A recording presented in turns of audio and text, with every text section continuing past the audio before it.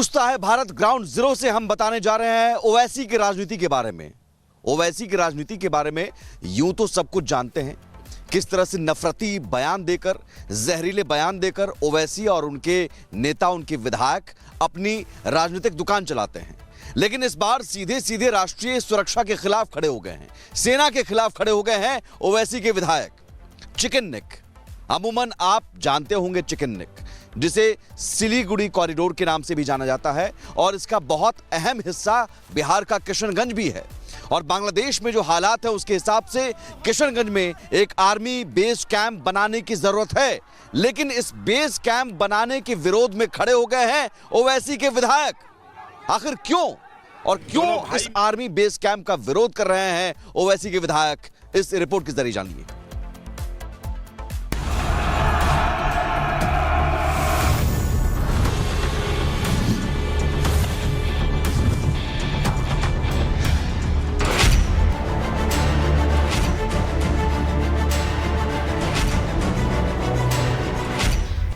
किसान खेत में गेहूं, गन्ना, मक्का, बाजरा उगाता है, लेकिन नेता उसी किसान के खेत पर राजनीति की फसल बोते हैं। नेताओं को बस मौका चाहिए, वो किसान को फ्रंट लाइन पर खड़ा कर खुद छिप जाते हैं।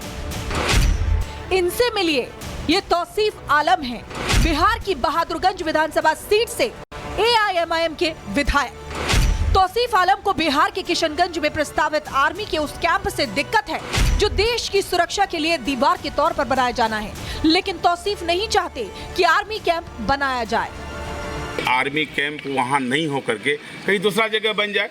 हम लोग चाहते हैं कि वहाँ आर्मी कैंप नहीं बने, और जो आर्मी कैंप बनने वाला है उसको रद्द किया जाए।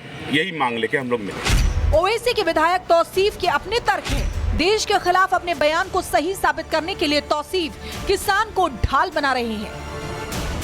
समस्या है अभी जो आर्मी कैंप बनना है, तो हम लोग चाह रहे हैं कि वहाँ नहीं बने।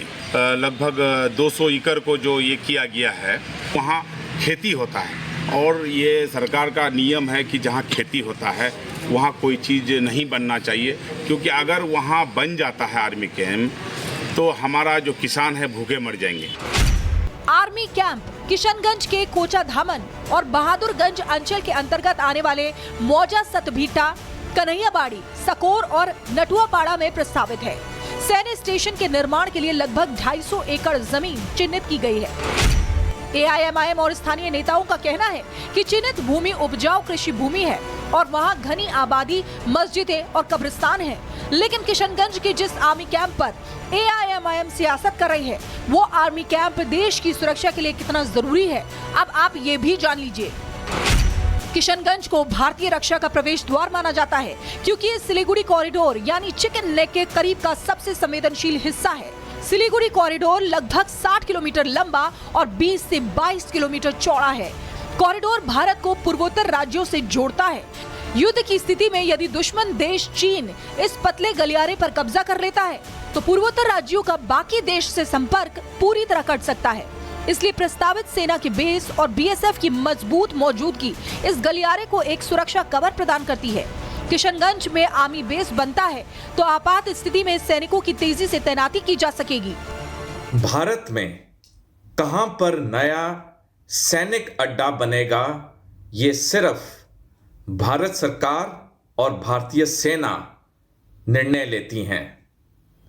किसी और को इसके बारे में बोलने का कोई हक नहीं है। हम सारे जानते हैं कि चिकन नेक या सिलीगुड़ी कॉरिडोर कितना महत्वपूर्ण हो गया है, क्योंकि चीन और बांग्लादेश की नजर उस पर है।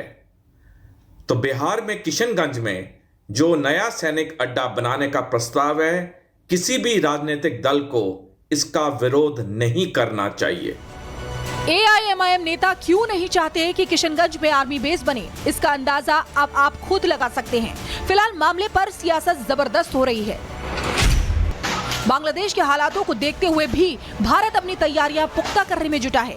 हाल ही में चटगांव में हिंसा और भारतीय सहायक उच्चायोग पर पथराव की घटनाओं के बाद भारतीय सरकार अलर्ट मोड में है, क्योंकि चटगांव त्रिपुरा की सीमा से काफी नजदीक है। त्रिपुरा के सबरूम शहर से चटगांव बंदरगाह की दूरी महज 70 से 80 किलोमीटर के आसपास है। भारत का लक्ष्य चिकन नेक पर निर्भरता कम करना है। इसके लिए त्रिपुरा के सबरूम से चटगांव तक रेल और सड़क मार्ग को मजबूत किया गया है।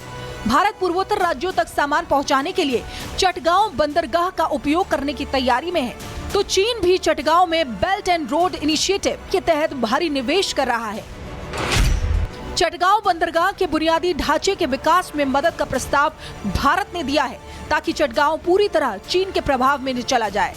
किशनगंज का आर्मी बेस भी इसी तैयारी का हिस्सा है और इस आर्मी कैंप का उद्देश्य पूर्वोत्तर की गर्दन को कट्टरपंथियों के हमले से बचाना है। Bureau report, Republic Bharat.